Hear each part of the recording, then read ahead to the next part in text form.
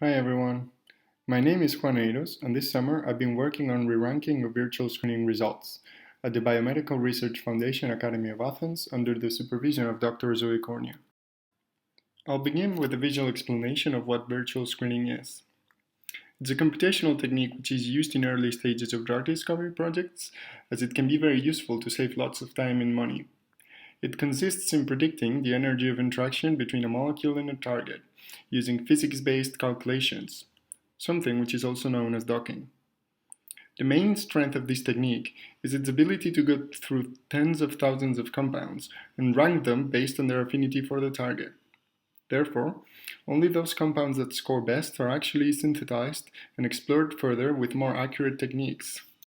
Unfortunately, eukaryotic cells are very complex entities, and there are a number of issues that are not considered during these virtual screening calculations. For example, the interior of a cell is a tightly packed and compartmentalized environment.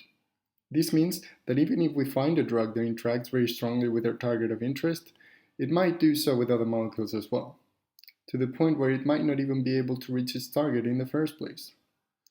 To this issue, we also have to add the existence of protein families.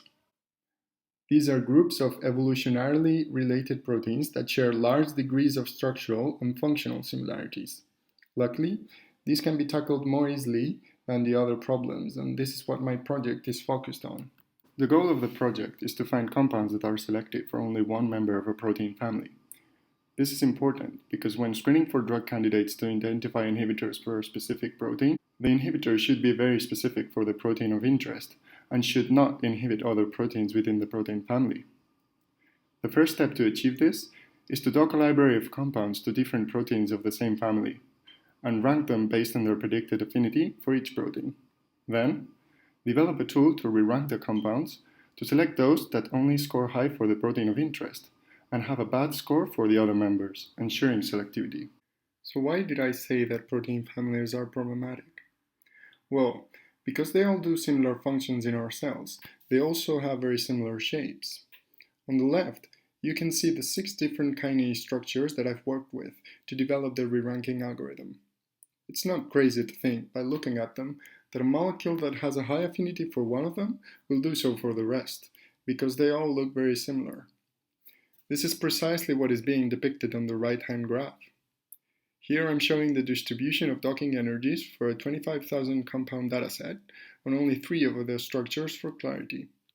2 of them actually belong to the same protein in 2 different conformational states, or crystal structures. These are more highly correlated between themselves than they are with regards to the third structure. Although it is true that compounds generally keep their energy of interaction with all the members of the family, this diversity of correlation degrees can be exploited by our re-ranking algorithm. So, a command-line Python program has been developed to re-rank the results arising from docking calculations on different members of a given protein family. The inputs are the docking results in a CSV format because it's general and easily parsable. Also, we use this format because it's agnostic with regards to the docking engine that has been used to obtain the results. We use the pandas Python library to store the data in its objects, which are called data frames. These are very efficient and have multiple methods which are optimized to work faster than regular for loops with lists. The program has a different way of defining the cutoffs for the possibly multiple structures of the target protein and the rest of the members of the family. The manual and energy-based method allow the user to be more restrictive with the energy cutoffs, but are not always guaranteed to succeed as there might be no compounds in the dataset that pass the filters. If that happens, the program runs in the automatic mode, which starts with very stringent cutoffs and iteratively relaxes them, until a minimum amount of desired compounds by the user pass the filter.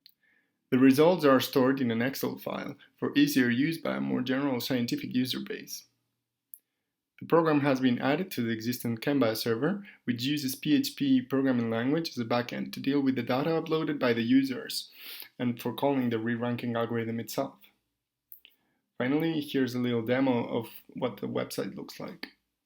Thanks for your attention.